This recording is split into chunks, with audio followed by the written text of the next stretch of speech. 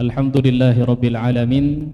Wabihi nasta'inu ala umuri dunya wa din. Wassalatu wassalamu ala rasulina al-amin. Amma ba'd. Hadirin kaum muslimin rahimanillah wa iyyakum jami'an. Alhamdulillah, kita telah memasuki sesi kedua. Dan dari apa yang telah dipaparkan oleh kedua ustadz kita, dari macam-macam fitnah atau maksud pengertian dari fitnah itu sendiri, dan ternyata fitnah itu berbagai macam, Ustadz ya. Nah, apakah seseorang itu bisa, Ustadz, meminimalisir fitnah yang dia hadapi, Ustadz? Masya Allah. Ahibati fillah. Tadi penjelasan dari Ustaz Ami hafizahullah ta'ala berkaitan bahwasanya orang nggak bisa lepas dari fitnah. Baik itu fitnah syubuhat atau fitnah syahwat. Seorang menjadi jomblo itu fitnah. Maka dia ingin menikah. Ketika dia menikah, selesai fitnahnya? Enggak. Tadi beliau membacakan firman Allah, wa ja'alna ba'dakum li ba'din fitnah tasbirun. Kami jadikan sebagian kalian fitnah buat sebagian lainnya. Poinnya apa? Sabar enggak kalian menghadapi fitnah tersebut? Ada yang mengeluh karena mendapatkan mertua yang sering intervensi. Ada juga mertua yang merasa salah milih menantu. Jadi antum berpikir, ya Allah, kok dapat mertua kayak gini ya? Padahal mertuanya ngomong, Ustaz, ya Allah, kok dapat menantu kayak gini? Jadi sama-sama fitnah nih. Jemaah, ada fitnah-fitnah yang kecil. Tapi ada fitnah-fitnah yang besar dan dahsyat. Pernah Umar bin Khattab radhiyallahu anhu tanya kepada Hudzaifah bin Yaman tentang hadis-hadis yang berkaitan dengan fitnah. Maka Hudzaifah menyebutkan, ya fitnahnya seseorang di keluarganya, di anaknya, di hartanya, itu dihapuskan dengan sholat dia, dengan ketaatan dia. Ya. Umar radhiyallahu anhu mengatakan, bukan itu yang aku tanya. Aku bertanya tentang fitnah yang tamuju kamaujil bahr, yang bergelombang seperti gelombangnya lautan. Ada fitnah yang besar sekali. Hudzaifah mengatakan, ya tidaklah antara engkau dengan fitnah itu kecuali ada pintu. Fitnah yang besar akan terjadi itu ada pintu. Umar tanya, pintu itu dibuka atau didobrak? Kata Hudzaifah, didobrak. Idzan la tughlaq abadan. Kalau gitu nggak pernah ditutup, nggak. Maka fitnah yang dahsyat itu, antum akan lihat bagaimana sahabat Nabi yang dijamin masuk surga, yang menjadi menantu Rasul sallallahu alaihi wasallam, Utsman bin Affan, dibunuh di kota Madinah. Oleh siapa? Oleh orang-orang Islam. Setelah dibunuhnya Umar bin Khattab radhiyallahu anhu. Tapi yang bunuh Umar itu orang kafir. Wajar orang Majusi, orang kafir bunuh umat Islam, hal yang memang mereka menginginkan itu gitu. Tapi Utsman yang membunuh itu orang-orang yang pulang haji. Mereka pulang dari haji, datang ke kota Madinah, mereka bunuh Utsman radhiyallahu anhu. Kemudian Ali bin Abi Thalib. Siapa yang membunuh Ali bin Abi Thalib? Siapa jamaah? Angkat tangan. Nah, itu. Ya, antum pakai baju putih, berdiri.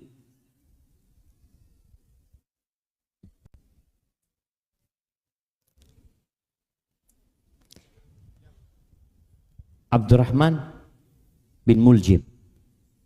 Nah, kasih hadiah, Ustaz. Yang jawab anak kayaknya, Ustaz. Kasih hadiah, Masya Allah, barakallahu fiik. Jazakallah khair, barakallahu fiik. Tuh, namanya siapa yang bunuh? Abdurrahman. Alhamdulillah. Ketika dia di kota Madinah, yang mengirim dia atau yang membuat memo buat Abdurrahman bin Muljim ke Mesir itu, Umar bin Khattab radhiyallahu anhu. qaribu baitahu minal masjid. Dekatkan rumahnya dia dari masjid. Dia ini orang hafal Quran. Suruh dia ngajar Quran. Itu bunuh Ali bin Abi Thalib. Dan dia membunuh Ali berharap masuk surga, jemaah. Dia orangnya, ya Allah, ketika dia selesai membunuh Ali, tidak ada penyesalan sedikit pun di diri dia. Itu fitnah syubuhat yang menyebabkan orang melakukan suatu tindakan, tapi dia merasa benar dan aku akan masuk surga dengan tindakanku. Kemudian setelah itu fitnah, ya, fitnah di masa Ali bin Abi Thalib, setelah Ali bin Abi Thalib sampai hari ini. Antum tidak merasakan fitnah saudara-saudara kita di Suriah dengan pemerintahan mereka. Antum tidak merasakan fitnah yang terjadi di Gaza. Subhanallah. Maka kalau bicara bagaimana sikap kita menghadapi fitnah, apa tadi pertanyaannya? Meminimalisir. Meminimalisir. Ya ini bukan bikin kecil gitu. Bikin minim gitu jemaah. Menghindar. Nah, kita yang ada akan berpindah dari satu fitnah ke fitnah lainnya jemaah. Ada seorang wanita mengatakan, "Ya Allah Ustaz, aku kayaknya udah mau nyudahin pernikahan ini. Ahsan jadi janda." Ternyata jadi janda nggak enak, ya Allah ya. Nggak enak terjadi jadi janda kata dia. Kemudian nikah lagi dia. Ya Allah Ustaz, zalim suami anak Ustaz. Nggak akan pernah selesai. Baik, bagaimana kita menghadapi fitnah sejatinya? Yang pertama, bertakwa kepada Allah. Ada sebuah ayat yang kita insya Allah semua hafal ya. Ayat ini adanya di surat Tolak, surat perceraian. Yang kita nggak ingin bercerai sebenarnya, tapi kadangkala rumah tangga nggak bisa dipertahankan, ya udah gimana mau pisah. Allah mengatakan, wa may yattaqillaha yaj'al lahu makhrajan. Barang siapa bertakwa kepada Allah, pasti Allah kasih solusi, pasti. Jadi bukan hanya urusan dunia. Bahkan sebagian ulama mengatakan yang dimaksud dengan makhrajan, solusi dan jalan keluar itu makhraj min dziki syubuhat. Keluar dari sempitnya syubuhat-syubuhat yang ada. Ketika seorang bertakwa kepada Allah Azza wa Jalla, dia akan selamat dari fitnah yang ada. Apa itu takwa? Talq ibn Habib ya, ketika terjadi fitnah, dia mengatakan, ittaquha bittaqwa. Kalian hadapi fitnah ini dengan bertakwa. Maka orang-orang bertanya, wa mattaqwa? Ala nurin minallah. Minallah. Di atas cahaya dari Allah Azza wa Jalla. Artinya kita perlu belajar. Kalau bicara bagaimana kita bertakwa, kita harus belajar. Nabi Musa, Nabi Isa memperingatkan umatnya. Dan Nabi kita memperingatkan alaihi salatu wassalam dari fitnah Dajjal. Karena benar-benar sangat menakutkan jamaah fitnah Dajjal ini. Maka tadi kita disuruh menghindar dari fitnah Dajjal. Ketika ada Dajjal ya. Ya Allah, sekarang ini kalau ada orang bisa sulapan, banyak nggak yang nonton ya? Banyak yang nonton. Gimana dengan Dajjal yang datang ke satu kampung, kemudian dia minta harta tersimpannya itu untuk keluar, itu keluar dari bumi. Lalu dia mengaku, aku Tuhan kalian. Ada satu orang, hidupkan bapak dan ibuku kalau engkau Tuhan. Dia hidupkan bapak ibunya, padahal nggak bisa dia menghidupkan. Tapi ada dua jin yang pura-pura jadi bapak dan ibunya, merupakan wujud bapak ibu. Makanya kita harus benar-benar berdoa memohon kepada Allah Azza wa Jalla. Ada sebuah doa yang ana ingin kita menghafal semua doa itu ya. Doa ini dari Ummu Salamah, Asma binti Yazid. Qala sami'tu Salamah radhiyallahu anha qalat, Ummu Salamah Asma bintu Yazid, dia berkata kepada Rasulullah SAW, qultu ya Rasulullah, ala tu'allimuni da'watan ad'u biha li nafsi. Wahai Rasulullah, engkau mau enggak ajarkan kepada aku doa yang buat aku mau baca doa itu. Apa kata Nabi SAW? Bala, ya aku akan ajarkan kepadamu. Quli, engkau katakan doa ini. Allahumma Rabba Muhammadin Nabi. Ya Allah, Tuhannya Muhammad, orang Nabi alaihi salatu wassalam, ighfirli dzambi. Apa yang diminta? Ampuni buat aku dosaku ya. Wa adhib ghaidha qalbi, dan hindarkan atau usir kemarahan hatiku. Yang ketiga, wa ajirni min mudillatil fitan ma ahyaitana, dan hindarkan aku dari fitnah-fitnah yang menyesatkan jamaah selama aku hidup. Maka baca doa itu, baca doa yang lainnya, ya muqallibal qulub tsabbit qalbi ala dinik ya. Kemudian ya masih banyak lainnya, tapi yang rasa itu menjadi bekal kita untuk menghadapi fitnah, untuk banyak baca Quran juga. Insya Allah, semoga Allah selamatkan kita dan Allah mematikan kita dalam kondisi muslimin. Barakallahu fiik.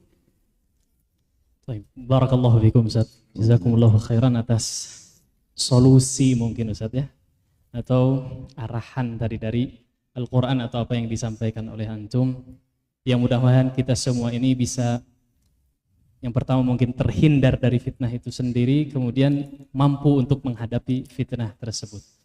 Kemudian kita juga mungkin ingin meminta arahan Ustaz sekaligus nasihat mungkin dari Ustaz Ami terkait solusi bagaimana agar supaya kita ini mampu menghadapi fitnah-fitnah ketika kita hidup di dunia ini. Atau sebelum dijawab Ustaz Afwan, nanti barangkali ada yang ingin bertanya secara langsung, karena setelah ini kita memasuki sesi tanya jawab.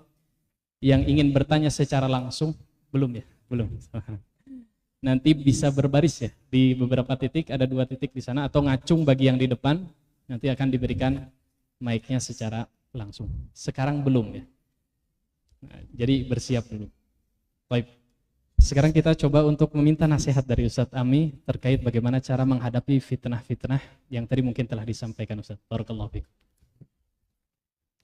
Alhamdulillah wassalatu wassalamu ala Rasulillah. Sebenarnya nasihat yang disampaikan oleh Al-Ustadz Al-Fadhil Syafiq Riza Basalam tadi sudah sangat mencukupi. Yang kata kuncinya adalah takwa kepada Allah. Kata takwa ini mencakup semuanya. Karena sabar juga bagian dari takwa. Kemudian diiringi dengan doa dan terutama sabar. Karena yang namanya fitnah itu kan ujian. Dan yang menentukan apakah orang itu berhasil atau gagal adalah sejauh mana manusia itu bisa bersabar. Saya mau tanya, apakah Nabi Muhammad SAW diperintahkan oleh Allah untuk sabar? Iya atau tidak? Iya.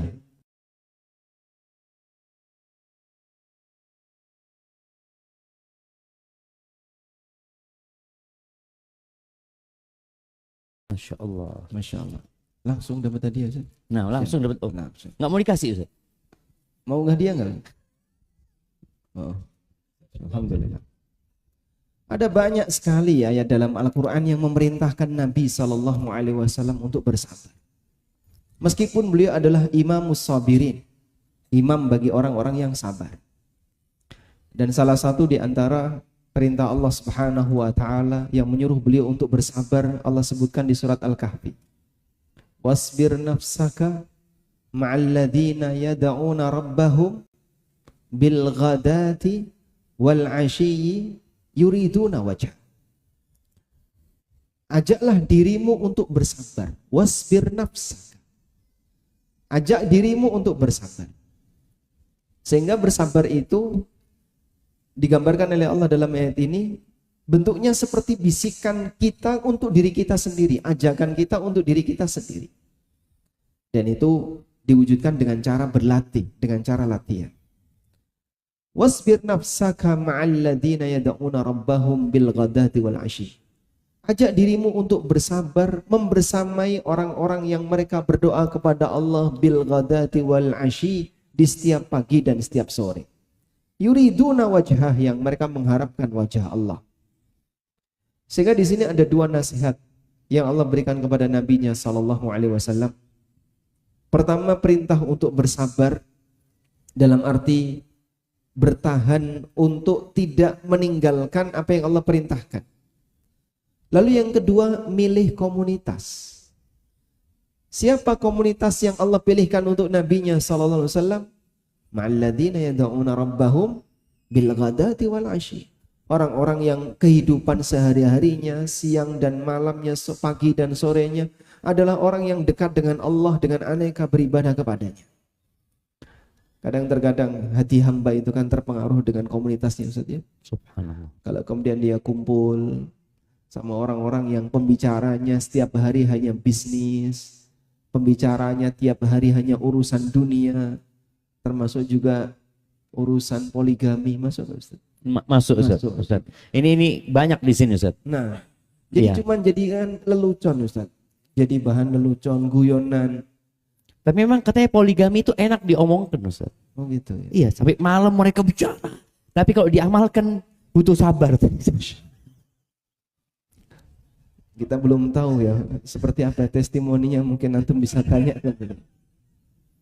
Karena saya kalau diajak bicara masalah gituan, Ustaz, saya mengatakan belum cukup umur. Masya Allah. Tapi semangat Ustaz. Jadi suasana pembicaraan yang Anda lakukan itu akan mempengaruhi batin.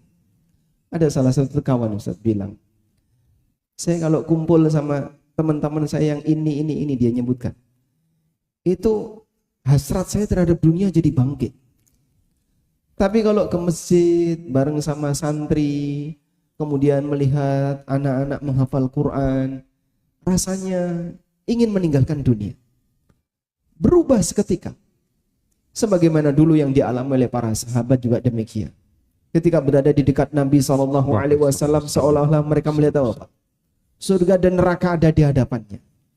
Pada waktu mereka ke kebunnya, ke pasar, kumpul dengan keluarga, semua terlupakan. Maka sampai ada sahabat yang mencurigai dirinya. Jangan-jangan saya punya sifat kemunafikan. Di depan Nabi SAW nampaknya saya seperti orang yang khusyuk, bisa nangis. Tapi begitu berhadapan dengan internet, lupa semua. Apalagi kalau cuma berdua dengan internet. Allah. Siapa yang berduaan dengan internet, maka yang ketiganya setan. Makanya Ustadz sekarang fitnah itu ada 4. Masya Allah. Harta, tahta, wanita, data. Data. Kuota. Masya Allah. Jadi seolah-olah kalau tanpa internet, yang kayak tadi Ustaz, sudah pindah ke kampung, ke desa yang jauh dari BTS misalnya, tapi masih ada Starlink. Subhanallah. Tayyib. Maka komunitas itu penting. Sehingga kalau Anda misalnya menghadapi saya itu suntuk. Saya punya banyak masalah. Saya bingung, saya resah. Anda nampaknya butuh pindah sedikit, geser dari teman-teman yang mungkin memberikan pengaruh kurang bagus, atau ngasih motivasi yang kurang bagus, atau membuat Anda jadi semakin terdorong semangatnya untuk pengen sukses. Ya karena lingkungannya. Kalau circle-nya orang seperti itu akan memberikan pengaruh bagi batin. Maka Allah Subhanahu wa taala berikan nasihat kepada Nabi SAW, wala ta'du aynaka anhum turidu zinatal hayatid dunya. Dan jangan kau lepaskan pandangan matamu kepada mereka. Mereka ini siapa? Orang-orang musyrikin yang mereka jauh lebih makmur dibandingkan orang muslim. Yang kehidupannya lebih jaya dibandingkan orang muslim. Sehingga menyebabkan kamu itu senang kalau duduk sama orang kaya, lalu menyepelekan orang miskin. Walaupun orang miskin ini ingin beriman kepada Allah. Dan demikianlah jamaah. Pengaruh batin manusia bisa berubah dengan cepat disebabkan karena lingkungannya, karena circle-nya. Maka kalau tadi dinasihatkan bertakwa, ini saya tambahkan. carilah komunitas orang yang bisa mengantarkan Anda untuk lebih dekat kepada Allah. Mungkin kita bersyukur kalau misalnya Anda punya tetangga pondok pesantren, sehingga bisa lihat santri yang menghafal Quran. Ketika ditanya, santri yang menghafalkan Quran ini Pak, dia Pak punya cita-cita pengen bikin warung enggak Pak? Kayaknya enggak. Barangkali dalam posisi itu dia tidak punya harapan, saya pengen bikin outlet ini, pengen buka cabang ini, bukan. Fokus dia adalah bagaimana saya bisa kejar target menghafal Quran. Kita enggak punya target seperti itu. Jadi kalau menguji target kita rata-rata adalah target dunia.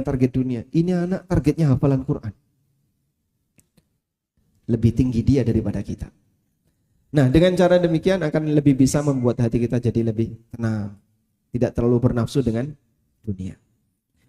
Dan Nabi SAW menyebutkan ada satu penyakit yang mungkin teman-teman sudah sering mendengar ini karena saya sering menyampaikan ini, tentang keberadaan orang yang dia terlalu bernafsu untuk mencari harta haram. Penyakit itu adalah penyakit istibta'. Apa itu istibta'? Ingin cepat sukses sebelum waktunya. Rasulullah SAW pernah bersabda, Inna ruhal kudus nafatha fi raw'i. Sesungguhnya Ruh Kudus membisikkan dalam batinku. Innahu lan tamuta nafsun hatta tastawfiya rizqaha. Sesungguhnya tidak ada satupun jiwa yang mati kecuali dia telah menyempurnakan semua jatah rizkinya. Maka jatah rizki rumusnya sama dengan ajal. Itu sudah rumus baku. Rizki tidak akan berpindah kemanapun, karena siapapun yang Allah berikan jatah hidup, pasti dia punya jatah rizki. Sehingga rizki itu sama dengan ajal. Kemudian Nabi SAW mengatakan, wa in abta'a anha, meskipun bisa jadi jatah rizki itu datangnya telat. Yang dimaksud datangnya telat gimana? Dia merasa jatah rizki itu atau rizki yang diberikan oleh Allah kepada hambanya ini tidak langsung gede. Tapi Nabi SAW menekankan, fala tastabti'u anha. Jangan sampai kalian punya sifat istibta'. Merasa datangnya rizki itu terlalu terlambat sehingga dia berusaha untuk mempercepat dengan cara yang haram. Itulah penyakit istibta'. Pengen cepat sukses sebelum waktunya. Sehingga kita jumpai misalnya ada orang pengen biar cepat punya rumah. Tapi kalau nunggu tabungan ini cukup untuk beli tunai, Ustaz, berat rasanya. Apalagi kalau gajinya masih di kanan kirinya UMP ya. Upah minimum provinsi atau upah minimum regional. Akhirnya gimana? Hari gini kalau nggak KPR, kapan punya rumah? Ada orang dari kampung misalnya dari daerah, dia tinggal di kota. Dalam pikiran dia, kalau lebaran pulang nggak bawa mobil, malu sama tetangga. Jadi akhirnya dia termotivasi. Tapi kalau gini cuman ngandalin tabungan, mau dipakai untuk beli mobil cash, nggak cukup. Akhirnya nekat apa? Leasing ribawi. Jadi kenapa orang itu mengejar sesuatu yang haram? Salah satu sebabnya adalah target itu dipercepat. Tapi karena tidak ada jalur dengan cara mubah yang bisa dilakukan, dia cari jalur yang haram. Itu berangkat dari penyakit istibta'. Dan banyak lagi Pak, contoh kasus orang pengen diterima sebagai CPNS, tapi untuk bisa dapat kursi itu belum waktunya dia lulus, pakai apa? Suap, sogok. Untuk bisa diterima sebagai aparat, agar bisa mendapatkan itu, jual sawah. Makanya aneh di Indonesia. Kalau di luar negeri orang kerja dapat duit, di Indonesia orang kerja ngeluarin duit. Subhanallah, itulah anomali Indonesia. Jadi belum waktunya untuk diterima tapi dia nekat. Pokoknya saya harus diterima. Gimana caranya anak saya bisa keterima? Nyogok. Vendor juga sama. Ini ada tender nih. Pokoknya Pabrik saya, PT perusahaan saya harus yang maju. Pakai suap. Jadi model-model penyakit istibto itulah yang menyebabkan orang itu mencari yang haram. Belum waktunya untuk dapat, tapi dia cari dengan cara yang haram. Maka hindari penyakit istibto ini. Nabi SAW arahkan, khudhu ma hulla wa da'u ma hurrim. Ambil saja yang dihalalkan. Batasi dirimu pada bagian itu. Dan itu butuh modal sabar. Sabar itu muncul dari yakin. Wa da'u ma hurrim, dan tinggalkan yang diharamkan. Insya Allah selamat. Maka orang kalau bisa bertahan semacam ini, insya Allah ketika dia dapat ujian apapun, terutama ujian ekonomi, insya Allah dia bisa lebih bertahan. Wallahu a'lam. Itu fitnah harta, Ustaz. Kalau fitnah wanita, Ustaz. Fitnah wanita gimana, Ustaz? Berusaha untuk menikah. Oh, harus nikah. Nikah. Setelah itu Nikah lagi. Gimana, Ustaz ini? cukupkan diri Anda dengan yang Allah halalkan. Pokoknya itu, Ustaz ya. Nah, berdoalah kepada Allah, Allahumma kfini bihalalika An haramika. Ya Allah, cukupkan diriku dengan apa yang kau halalkan. Jadi Anda misalnya bapak-bapak ya, kok merasa dari dulu kok istrinya nggak ganti-ganti. Emangnya boleh ganti istri? Maksudnya Nambah kata Ustaz, bukan ganti. gimana? Hah? Bisa. Kasih hadiah Ustaz yang mau nambah istri, Ustaz. Yang nambah ngacung Bang. Coba. Maksudnya begini ya, kok ketemu ini terus gitu Ustaz? Oh, tiap hari loh ini lagi gitu, Ustaz. Nah, Terus gimana itu? oh, itu terus gimana? Nggak paham, Ustaz. Baik. Kadang mungkin batin kita kan berharap yang lain. Maka berdoalah kepada Allah, minta kepada Allahumma kfini bihalalika. Kalau kayak gitu cocok nggak Ustaz? Kayaknya cocok, Ustaz. Bismillah. Ya Allah, cukupkan aku dengan Yang halal. apa yang kau yang halalkan bagiku, sehingga kita nggak perlu ngelirik yang lain. Belum tentu jamaah yang punya istri lebih dari satu lebih bahagia daripada yang istrinya satu, jamaah. Setuju, Ustaz. Iya, setuju. Ini kesimpulan atau apa Ustaz? Biar mereka menyimpulkan. Mereka Ustaz. Barakallahu. Cukup Ustaz. Baik, barakallahu fikum Ustaz. Jazakumullah khair atas nasihatnya untuk kami semua. Ustaz Syafiq mungkin ada tambahan lagi? Cukup kayaknya Cukup, sudah. Ustaz. Baik. Barakallahu fikum. Ya. Para hadirin sekalian rahimani Allah wa iyyakum jami'an. Alhamdulillah materi inti dari kedua ustadz kita telah disampaikan kepada kita semua.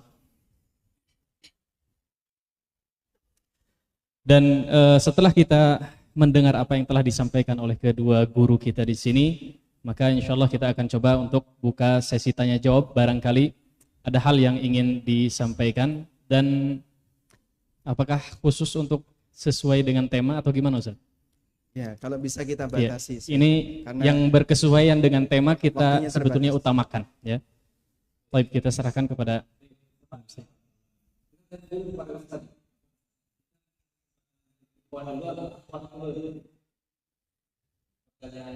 Puan dulu lah. Puan dulu lah. Nah.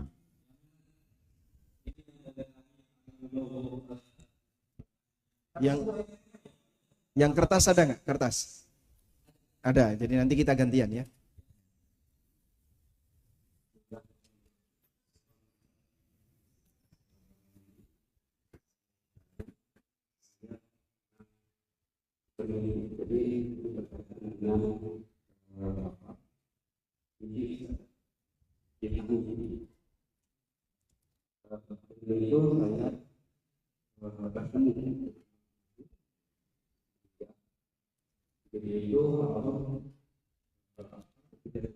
Ayah ini, almarhum ayah.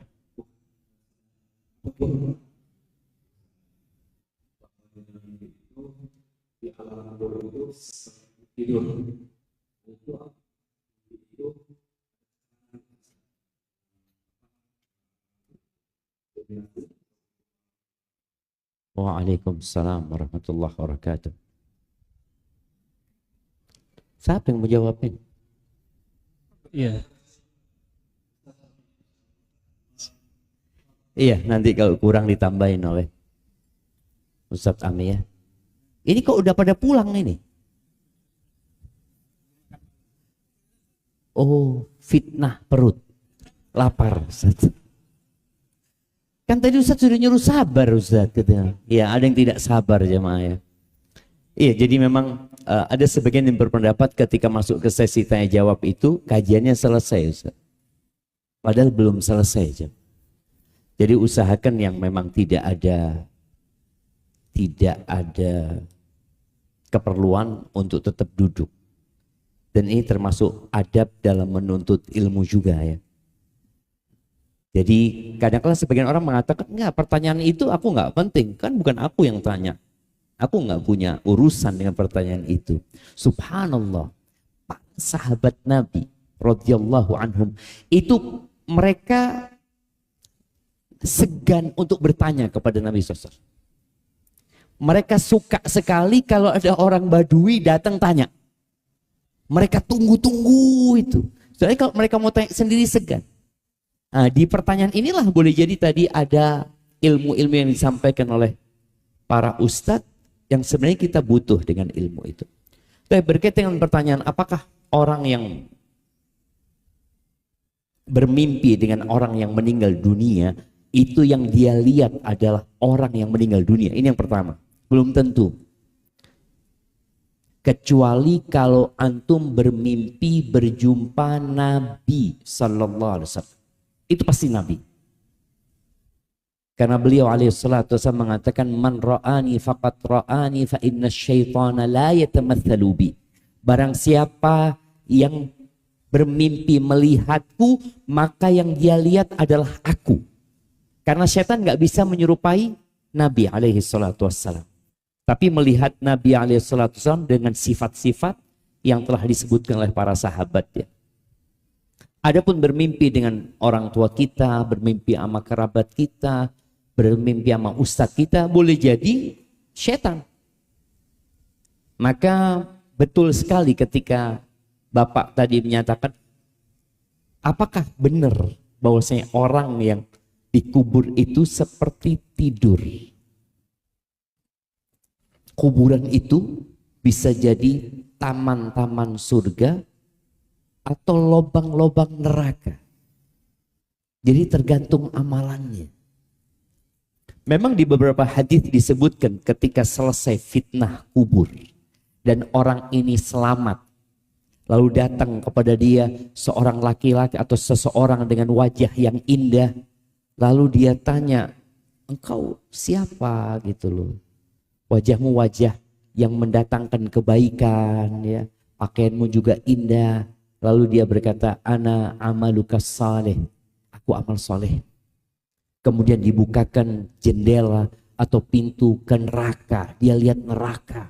Kemudian dikatakan, ini tempat kalau engkau tidak beriman.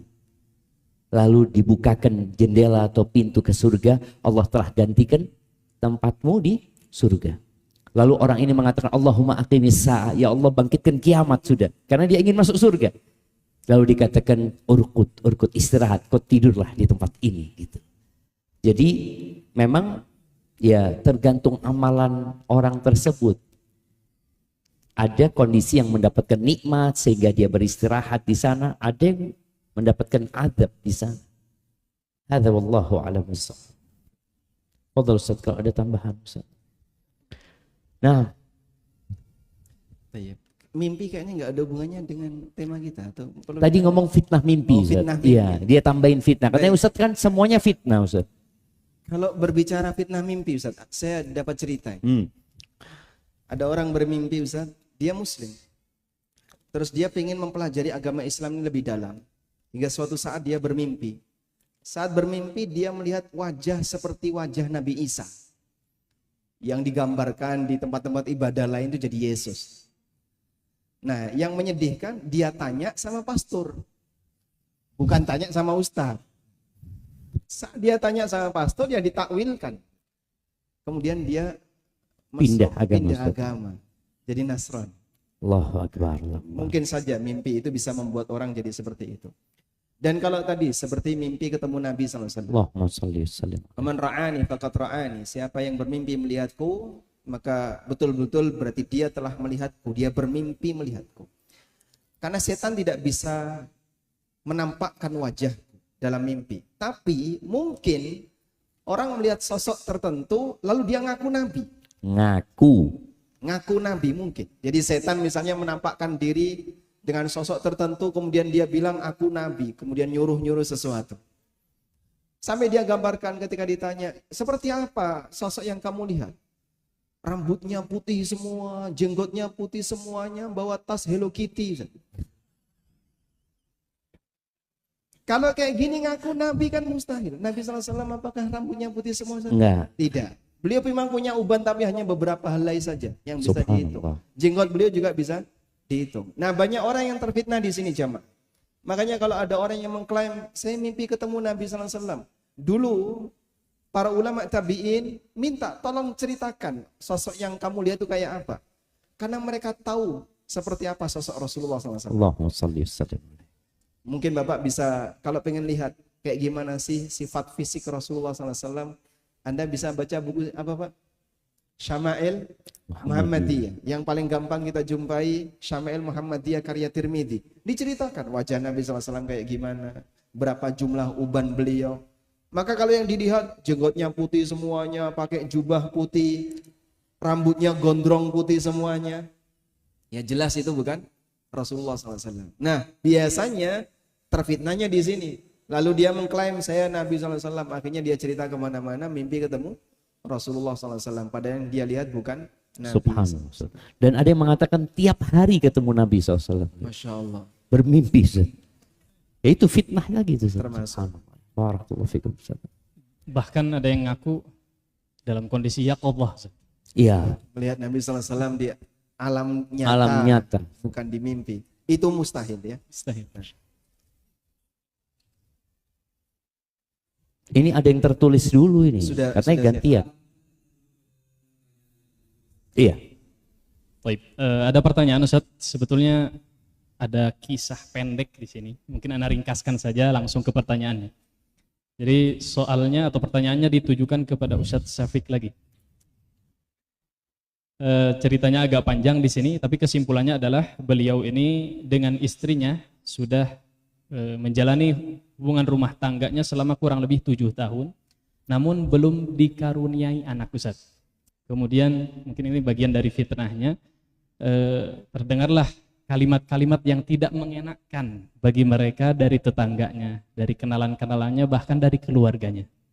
Ini mungkin bagian dari fitnah dan beliau meminta nasihat serta arahan mungkin yang bisa disampaikan dari antum. Barakallahu fikum. Masya Allah. Iya. Anak itu fitnah ya. Tadi Ustaz Ami membacakan firman Allah, innama amwalukum wa auladukum fitnah. Wallahu indahu ajrun azim. Sesungguhnya harta kalian, anak-anak kalian itu fitnah gitu. Tapi di sisi lain ternyata fitnah ini mengenakkan. Fitnah harta dan anak itu menyenangkan. Allah mengatakan al-malu wal banun zinatul hayatid dunya.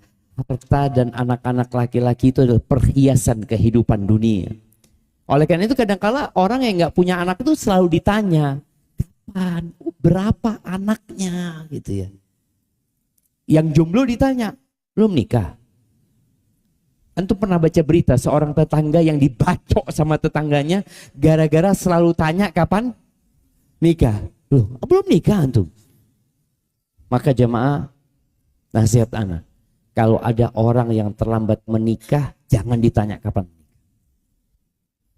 Di antara amalan yang paling dicintai Allah itu adalah sururun tudkhiluhu ila muslim.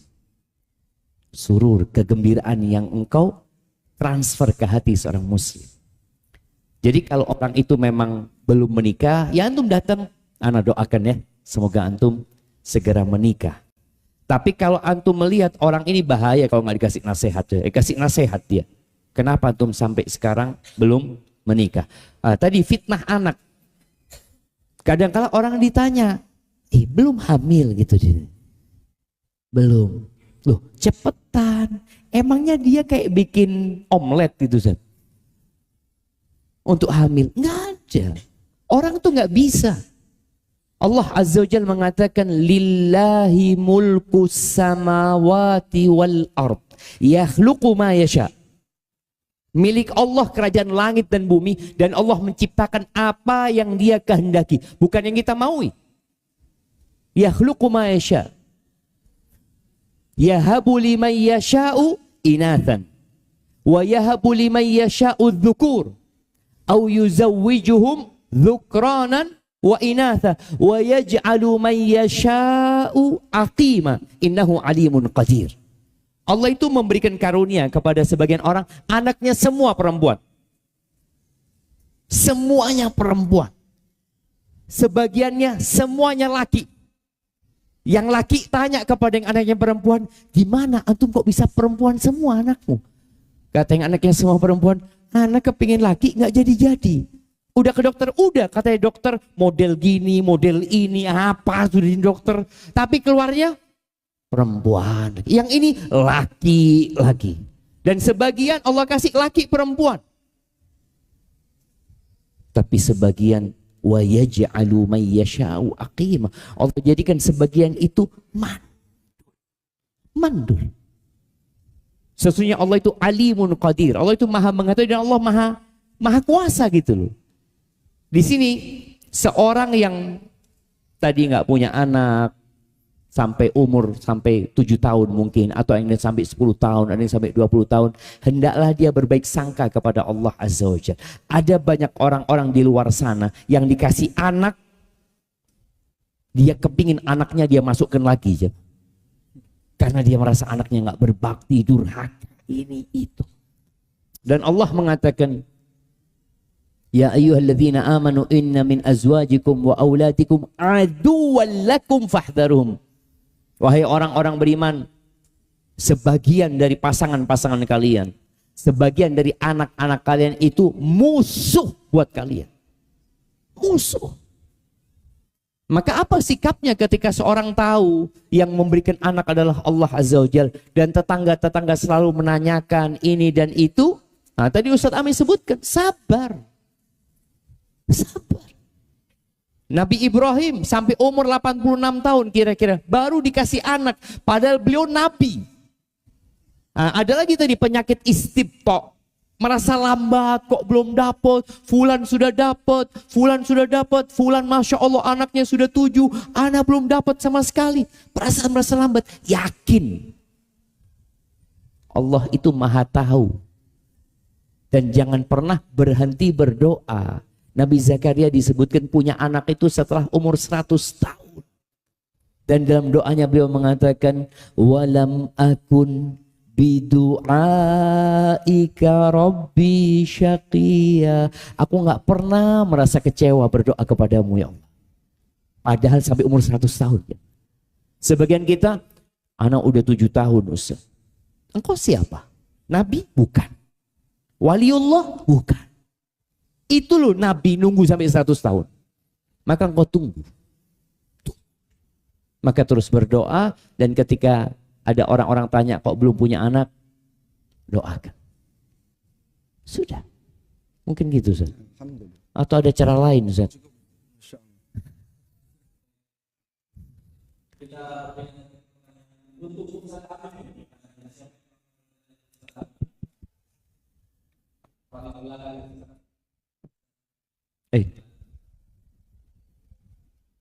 Alhamdulillah, syukron. Bismillah, assalamualaikum warahmatullahi wabarakatuh. Waalaikumsalam warahmatullahi wabarakatuh. Semoga Allah Ta'ala selalu jaga Ustaz Ami, Ustaz Syafiq, Ustaz Haidar, dan kita semua yang hadir di kajian ini baik online maupun offline. Ustaz, mau nanya terkait dengan Ustaz Syafiq kan ya? Ustaz Ami. Dua-duanya. Oh, dua-duanya. Enggak, Ustaz Ami, kalau dua-duanya enggak jadi, kasih ke yang lainnya tuh. Ustaz Ami. Ustaz Ami, jelas Ustaz Ami. Terkait dengan muamalah Ustaz, jadi zen kan ini mungkin masuknya ke fitnah moral Ustaz. Jadi moral. Ana seorang sales, jadi setiap pekan itu kami ada meeting. Manakala bagus disanjung-sanjung Ustaz oleh pimpinan dan yang lain. Manakala jelek itu mesti dikeramasin lah istilah kami gitu Ustaz. Nah ini ada satu hal yang secara zohir pimpinan kami itu ya Masya Allah di masalah agama ya, tetapi pada saat aplikasinya itu tidak menerapkan apa yang beliau sampaikan.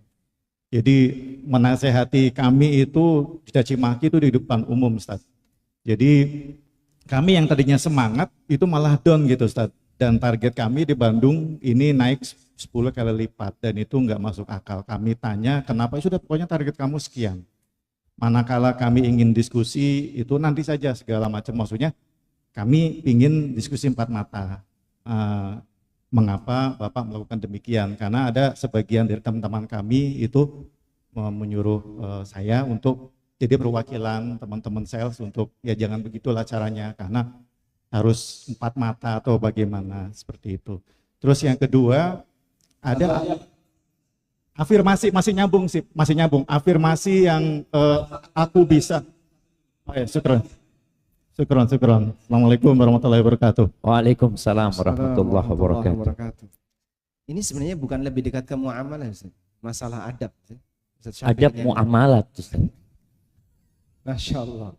Adab ketika berinteraksi dengan Oh, orang. Masya Allah, na'am. Baik, memang terkadang seperti yang kita sampaikan tadi ya, bahwa siapapun di sekitar kita adalah sumber fitnah bagi kita. Atasan sumber fitnah bagi bawahan, sebagaimana pula bawahan bisa menjadi sumber fitnah bagi atasan. Dan yang namanya sumber fitnah itu yang ada yang besar, ada yang kecil, tergantung masing-masing kondisi masyarakat.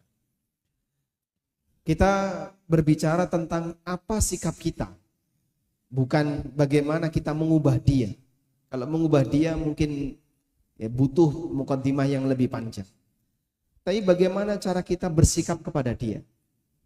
Pada prinsipnya begini Bapak, pada saat kita bekerja kepada orang lain atau menjadi bawahan orang lain, intinya adalah kita menunaikan kewajiban.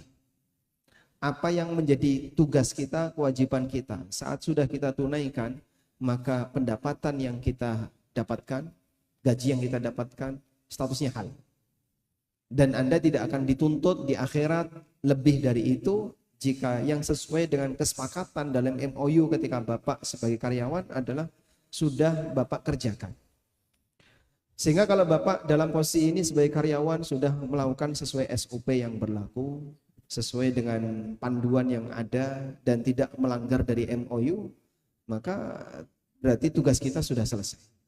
Masalah nanti saya dituntut untuk lebih atau disalahkan padahal saya tidak salah, itu jadi beban dia. Jadi beban dosa bagi dia. Ini kalau kita bicara dari kacamata bagaimana sikap seorang muslim ketika menyikapi yang lain. Karena terkadang ada orang yang mendolimi kita, namun di saat yang sama kita tidak bisa balas. Saya mau balas pakai apa Pak? Dia atasan saya. Ya sudah, Anda hanya punya satu pilihan, sabar. Dan dalam posisi sabar ini, kalau Bapak masih mau bertahan, dengan kemudian tidak memberi balasan apapun kepada yang bersangkutan, minta kepada Allah Subhanahu wa taala. Nah, kalau kita sudah dalam kondisi ini, berarti kita tidak menjadi orang yang mutaffif, yang dikatakan oleh Allah wailun lil mutaffifin, karena kita sudah menunaikan hak. Sehingga yang penting adalah saya ingin jaga agar jangan sampai kerja saya ini jadi sumber musibah ketika di akhirat. Saya gesekan yang membuat kita jadi berantem sama yang bersangkutan. Dia dolim, kita balas mendolimi dia. Akhirnya kita juga mendolimi yang bersangkutan. Maka dipicu dari satu dosa, muncul dosa yang kedua. Terkadang kan tidak semua antitesis itu mengimbangi sintesa. Ya? Jadi ada tesis, ada antitesis. Makanya kalau ada orang berbuat dolim sama kita, balas boleh, tapi harus timpal. Namun kalau kita balas melebihi dari itu, statusnya jadi berbuat dosa. Anda lihat di sini ya, ada kelompok Syiah yang mereka terlalu mengkultuskan Ahlul Bait. Antitesisnya kelompok Syiah muncul Nasibah, orang-orang yang benci dengan Ahlul Bait. Demikian pula ada Murji'ah, ada Qadariyah, kemudian muncul Jabariyah. Ada Murji'ah, lalu ada Khawarij, dan seterusnya. Itu karena dia ekstrim. Maka kalau kita ingin bersikap adil saat kita didolimi, Saya nggak bisa memberikan balasan. Ya sudah, bertahan. Sabar, insya Allah jadi tabungan pahala bagi Bapak. Insya Allah cukup kayak gini, alhamdulillah. Ustaz Syafiq ada yang mau ditambahkan? Iya, tetap sabar, tapi ada tindakan yang perlu dilakukan. Ketika Allah Azza wa Jalla mengatakan kepada Nabi SAW, "Walaqad na'lamu annaka yadhiqu sadruka bima yaqulun." Kata Allah, kami tahu. Tadi kan bicara sakit hati, diomongin depan umum, dicaci. Jadi kata Allah, kami tahu hatimu itu menjadi sempit, dadamu menjadi sesak gara-gara omongan-omongan orang itu. Karena Nabi SAW dimaki di luaran sana, jemaah, dikatakan orang gila, dikatakan penyihir, dukun, keburukan. Dan Nabi manusia, beliau nggak enak menghadapi itu. Apa kata Allah? Fasabbih bihamdi rabbika wa kun minas sajidin. Banyaklah bertasbih engkau. Perbanyak sholat, jadilah orang-orang yang sering sujud gitu. Wa'bud rabbaka hatta ya'tiyakal yaqin. Yaitu fitnah ini akan terus ada, maka kita beribadah kepada Allah sampai mati. Maka kata Rasulullah tadi, ya sudah kita laksanakan tugas kita. Dia mau ngomong apa, terserah, sudah. Ada akhlak yang mulia namanya taghaful. Pura-pura nggak kelihatan, pura-pura nggak dengar, sudah. Iya. Gimana? Masya Allah. Nah, Baik, barakallahu fikum Ustaz atas jawabannya. Kemudian beralih ke pertanyaan berikutnya dari ibu-ibu Ustaz. Kebetulan ke Ustaz Syafiq lagi. Ustaz, mohon nasihatnya untuk kami para ibu yang tidak bertahan berada di rumah, maunya jalan-jalan terus. Ini terlihat kena fitnah Ustaz. Di rumah bosan, kalau di luar banyak keburukan dan boros. Mohon solusi. Nasihat. Allahu Akbar ya. Iya, memang rumah itu jadi fitnah buat emak-emak. Allah Azza wa Jal memerintahkan untuk tinggal di rumah. Waqarna fi buyutikunna. Kalian tetaplah tinggal di rumah kalian. Wassalamualaikum warahmatullahi wabarakatuh.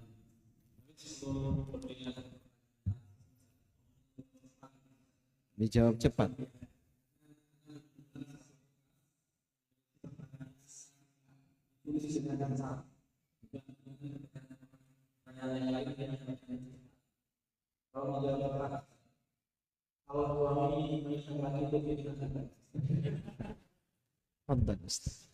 Ana fitnah. Iya, suamimu nggak nikah lagi fitnah. Jadi jangan dipikir orang yang nikah lagi itu fitnah. Suamimu adalah fitnah memang. Tadi ayatnya sudah dibacakan sama beliau. Wa ja'alna ba'dakum li ba'din fitnah atasbirun. Kami jadikan sebagian kalian itu fitnah buat sebagian lainnya. Kalian sabar enggak? Dan ternyata kebanyakan wanita masuk neraka itu gara-gara fitnah suaminya. Bukan karena dia nggak sholat. Dia sholat, dia puasa. Tapi dia menghadapi fitnah suaminya ini nggak lolos atau nggak lulus dia. Kata Nabi SAW ketika menyampaikan kepada para wanita, beliau ceramah khusus di tempatnya perempuan. Datang ke softnya para perempuan. Lalu beliau mengatakan kepada para wanita itu, ya ma'syaron nisa tasaddaqna.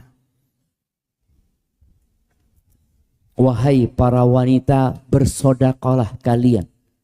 Di riwayat lain ditambah perbanyak istighfar. Fa inni ra'aitukunna aktsara ahlin nar.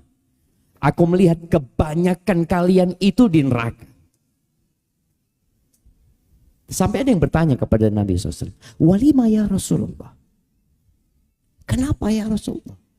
Kok bisa wanita itu banyak di neraka? Yuksirnal la'an wa yakfurnal ashir. Perempuan itu banyak melaknat. Jadi perempuan itu kadang-kadang kalau emosi nggak bisa menguasain emosinya, lalu ngomongnya nggak enak, memaki.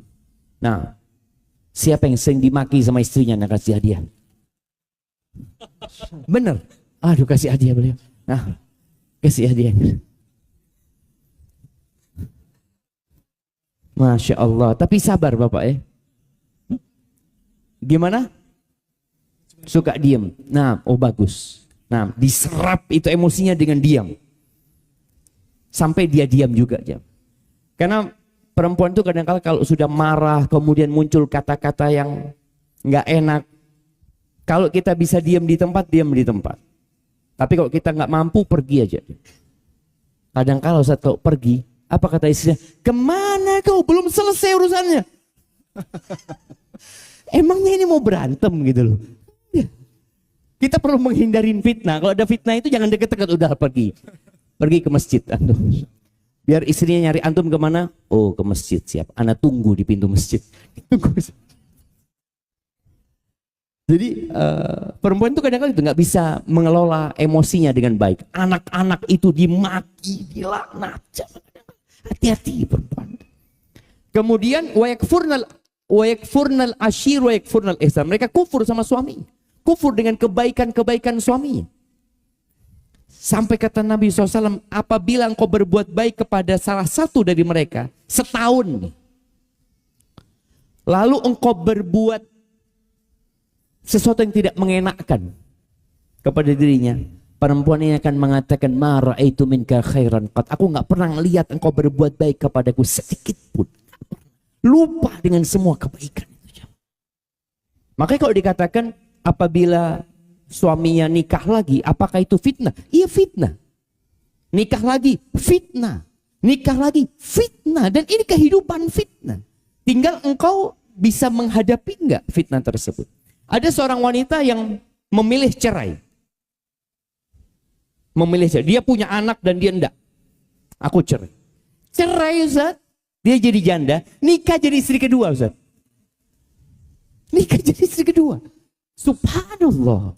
Kemudian dia ngerawat, ada yang nikah sama duda. Akhirnya ngerawat anaknya orang lagi. Anaknya sendiri ditinggal. Dia ngerawat anaknya orang.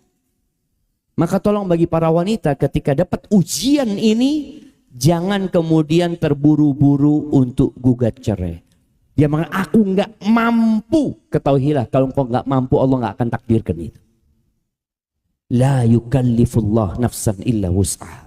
Engkau yakin sama Allah. Jangan yakin sama suami. Yakin sama Allah. Allah tidak memberikan fitnah, tidak memberikan ujian, tidak memberikan beban, melainkan sudah ditakar sesuai dengan kemampuan antum. Tapi kadang-kala orang itu nggak sabar. Makanya kenapa ada orang yang bunuh diri?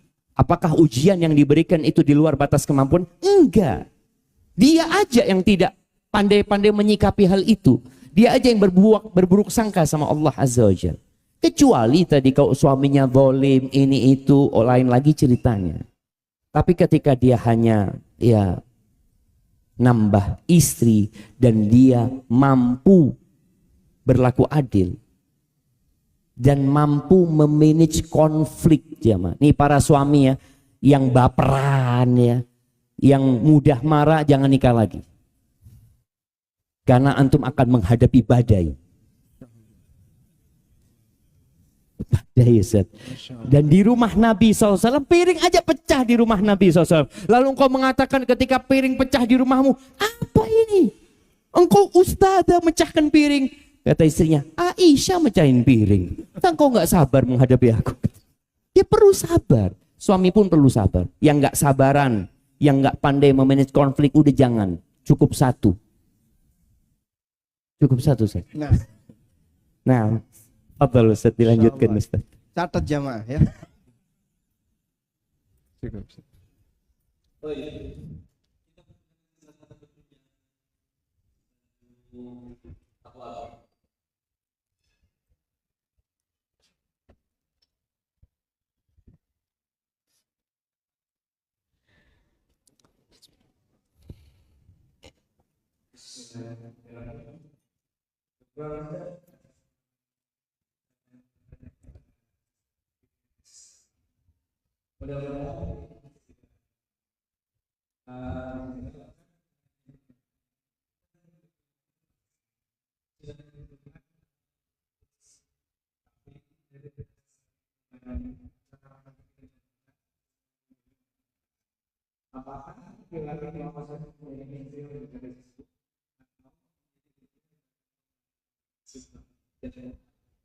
Apakah ini? Diulangi tadi. Kurang begitu jelas. Akhir.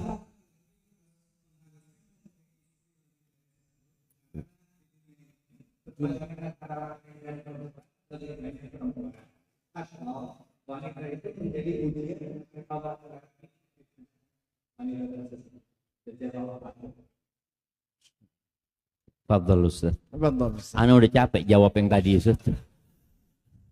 Sudah saya sampaikan disclaimer di depan Ustaz. Nah, Yang tema seperti ini saya belum cukup umur. ini urusan fitnah doang Ustaz. Nah, fadhal Ustaz. Kalau saya ngasih jawaban nanti terlalu pendek, Ustaz lengkapi ya. Siap. Nah, baik. Jadi Allah Subhanahu wa taala tetapkan kita semua ini dalam Lauhul Mahfudz seperti apa perjalanan hidup kita, siapa pasangan kita, siapa yang nanti akan menjadi suami atau istri kita. Ada orang yang bertanya, "Ustadz, kalau cerai itu berarti kan bukan jodohnya. Kenapa dia bisa nikah?" Ya dia jodohnya sampai cerai. Jadi kalau misalnya dia nikah selama 5 tahun ya berarti dia jadi jodohnya, jadi pasangan hidupnya selama 5 tahun. Setelah itu Allah gantikan dengan yang lain. Mungkin ketika dia bercerai nikah lagi. Dan intinya semua itu akan menjadi ujian bagi dia. Baik jumlah wanita yang lebih banyak maupun jumlah perempuan yang jumlah laki-laki yang lebih banyak. Sensus terakhir Indonesia kapan? 2019. 19 itu terakhir. Sebelum itu per 5 tahun ya. Per 5 tahun. Saya pernah dapat informasi Ustaz. Sebelum sensus terakhir saat ini, jumlah laki-laki Indonesia lebih gede, lebih banyak daripada jumlah perempuan. Jumlah laki-laki lebih banyak. Lebih Oke. banyak. Jadi nampaknya seperti yang disabdakan Nabi SAW bahwa jumlah wanita lebih banyak yang itu bagian dari tanda hari kiamat Belum datang. belum datang. Jadi maka jomblo bersaing ya. Karena ternyata jumlah laki-lakinya lebih banyak. Wallahu a'lam. Nah, ya seperti yang Ustaz sampaikan tadi. Jadi ada orang yang nggak punya jodoh sampai mati nggak nikah. Jadi nggak harus dia itu kalau memang tidak ditakdirkan dia punya jodoh, ya nggak ada jodohnya. Apalagi sekarang dengan adanya na'udzubillah Ustaz, LGBT Ustaz ya. Yang laki-laki nggak mau nikah, yang perempuan nggak mau punya anak. Na'udzubillah. Tapi yang jelas semua sudah ditakdirkan. Jadi nggak harus laki-laki menikah lebih dari saya, itu nggak harus. Jangan antum berpandangan nanti ngomong sama istrinya, ini sudah kewajiban saya ini menyelamatkan janda-janda. Allahu Akbar. Iya, jangan jadi pahlawan antum. Jadi belum wajib dan tidak ada kewajiban. Belum wajib dan nikah lebih dari satu juga bukan kewajiban. Boleh jadi suatu saat jadi wajib buat antum secara pribadi, mungkin seperti itu. Tapi Allah membolehkan seorang menikah lebih dari 1, 2, 3, 4 dengan syarat mampu berlaku adil. Kalau tidak, jangan. Dosa jadinya antum nanti. Hadza wallahu a'lam bissawab. Itu Ustaz ya. Nah. Ustaz belum wajib Ustaz. Maksudnya Ustaz, Nambah istri itu belum wajib. belum wajib Ustaz. Oh, belum. Alhamdulillah. Baik, barakallahu fiikum Ustaz. Mungkin ini pertanyaan terakhir ya, karena setelah ini ada sesi penutup kesimpulan dari kedua guru kita. Pertanyaan dari seseorang Ustaz. Ini ditujukan langsung ke dua-duanya Ustaz. Ustaz Syafiq dan Ustaz Amin.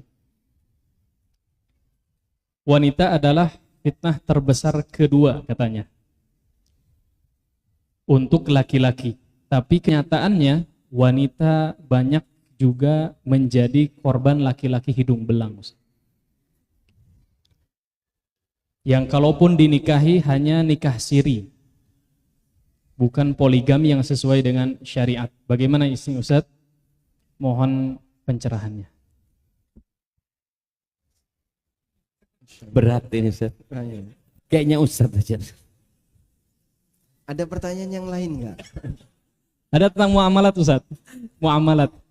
Enggak, ini pertanyaan terakhir Ustaz. Ustaz. Masalah pertanyaan terakhir ya. Iya.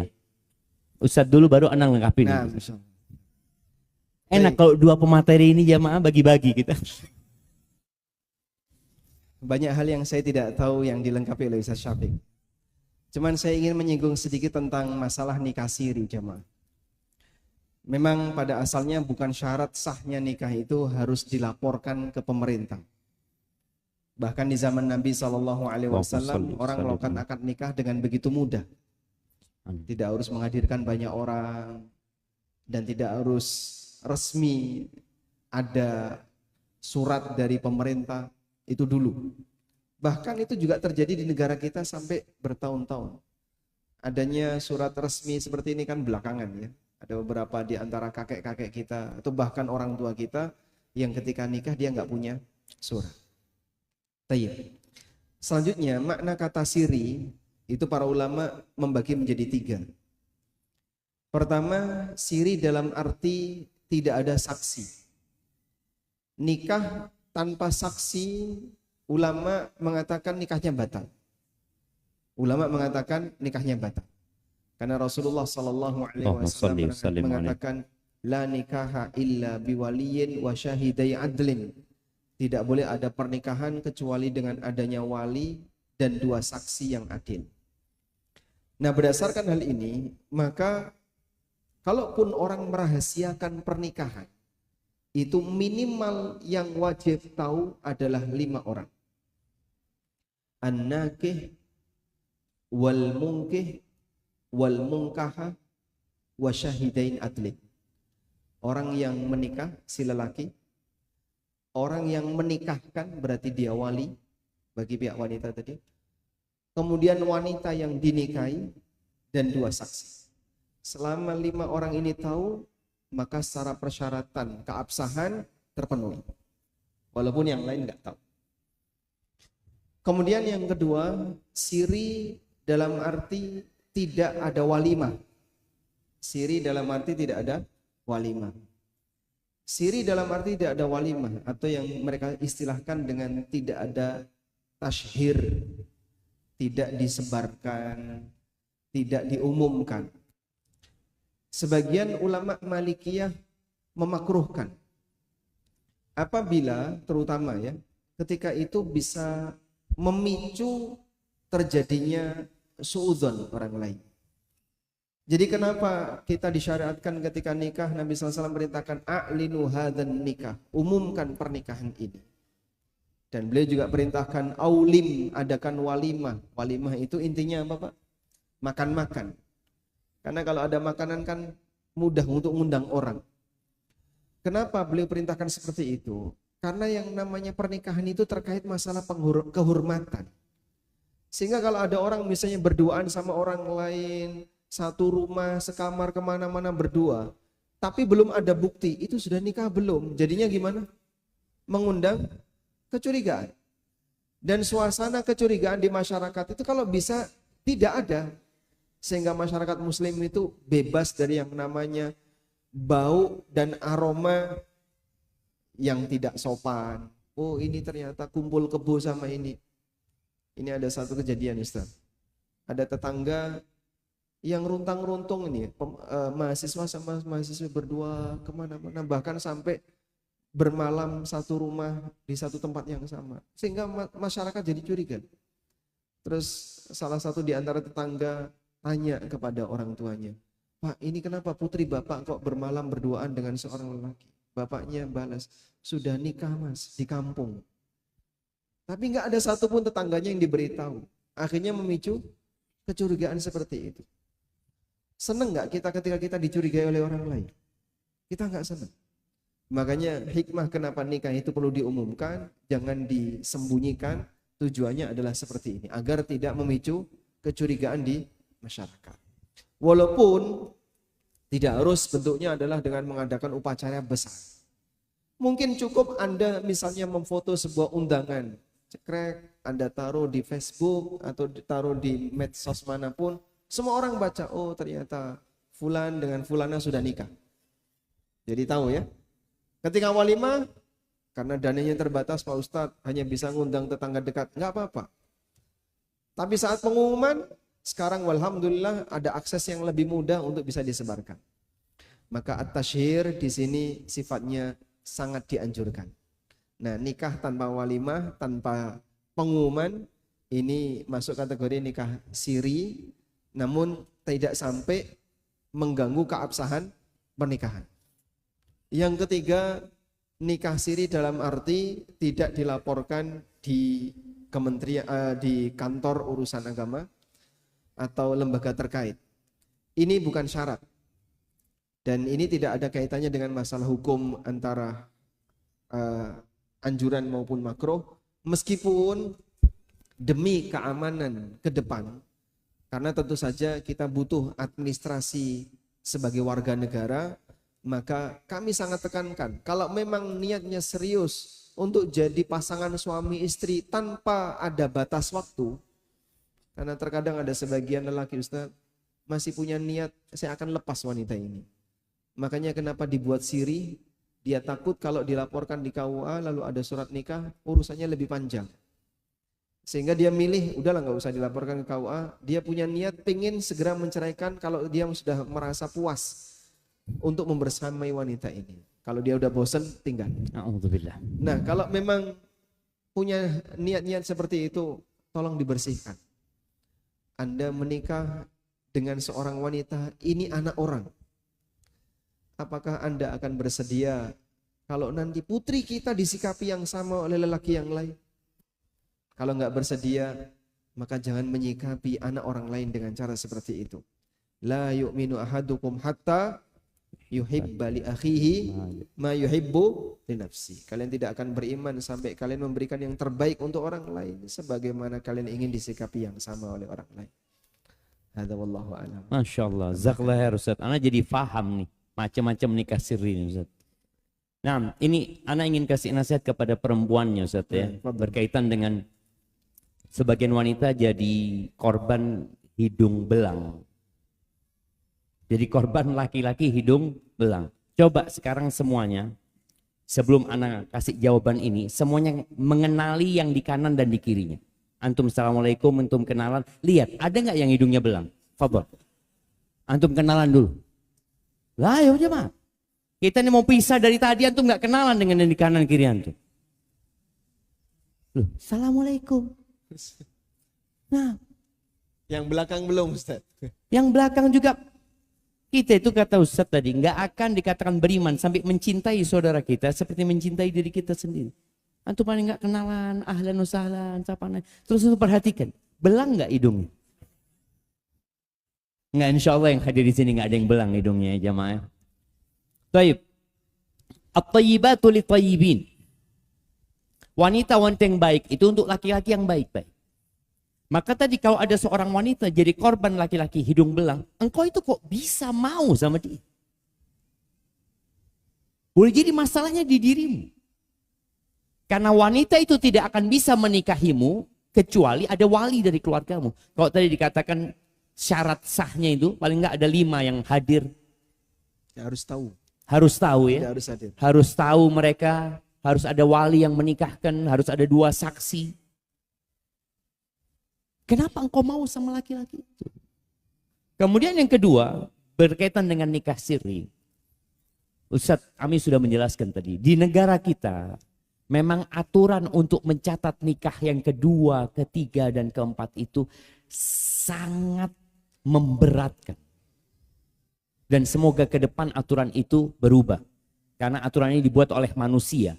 Yang ketika manusia berubah, aturan itu bisa berubah. Sangat memberatkan sekali. Di dalam agama kita, nggak ada syarat nikah kedua itu harus dengan izin istri pertama. Sedangkan untuk mencatat di KUA, itu harus dihadirkan istri. Yang pertama harus hadir di sidang. Yang hal itu memberatkan bagi istri yang pertama. Maka itu yang menyebabkan mungkin tadi ada laki-laki yang menikah tapi kalau untuk mencatatnya dia mungkin nggak mampu gitu. Dia masih belum mampu untuk hal itu. Intinya bagi wanita, apabila datang seorang laki-laki melamar untuk dijadikan istri kedua, pernikahannya sirri, pastikan laki-laki itu orang yang benar-benar niat bukan untuk menceraikan, kata Ustaz Am. Memang dia ingat menikah. Maka tanyakan kepada dia, kenapa engkau mau menikah yang kedua? Kemudian jangan melihat kepada harta. Lihatlah kepada dua hal, agama dan akhlak. Karena kadang-kala perempuan ini yang ngelihat nggak apa-apa lah anak jadi istri kedua gitu ya. Yang penting anak dapat nafkah. Lu pastikan dia orang baik. Kalau enggak tadi boleh jadi ada orang yang memang niat untuk menceraikan. Nanti ganti lagi, nanti ganti lagi. Lalu engkau mengatakan saya jadi korban. Loh, boleh jadi engkau yang tidak memastikan kebaikan laki-laki tersebut. Maka jangan lupa untuk istikharah dan musyawarah ketika mau menikah ya. Dan enggak mudah untuk menikah lebih dari satu bagi laki-laki dan bagi wanita. Maka semoga semua bisa bersabar. Barakallahu fikum. Masya Allah, barakallahu. Jazakallah khairan. Barakallahu fikum Ustaz atas jawabannya. Jazakumullahu khair. Dan alhamdulillah kita telah menyelesaikan sesi tanya jawab ini. Sekaligus kami juga mohon maaf sebesar-besarnya kepada para jamaah yang sudah melontarkan pertanyaan atau sudah banyak yang ngacung juga tadi untuk bertanya. Kami tidak mampu untuk memberikan kesempatan untuk semuanya ya. Mudah-mudahan insya Allah di kesempatan mendatang Ustaz ditunggu kembali kehadirannya di kota kami, di kota Bandung ini.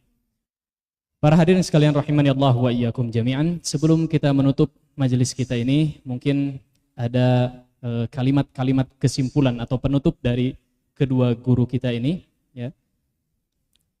Yang pertama mungkin dipersilahkan kepada Ustaz Ami. Barakallahu fikum. Masya Allah.